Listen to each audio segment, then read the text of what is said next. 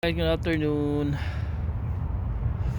Ganda ng panahon dito ngayon sa nandito ako ngayon sa Kansas City, Missouri, USA.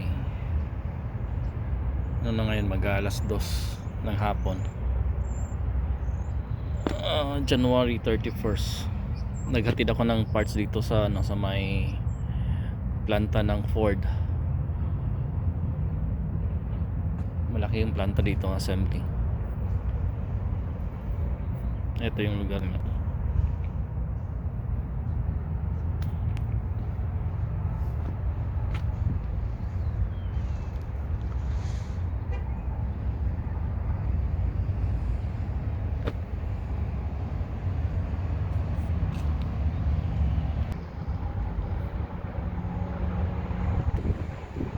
Mura yung gas nila dito, $2.75.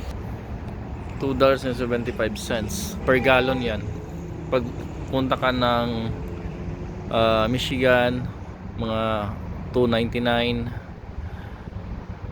Sa may Indiana is $3.26. Dating gawin dito ako sa Walmart, Kansas City. Bawal mag-overnight dito. Kaya sa lang ako, tambay muna habang naghihintay ng load.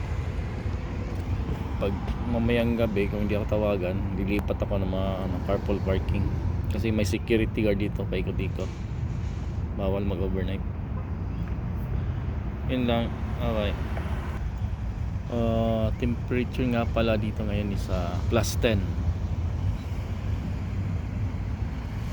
at sunny.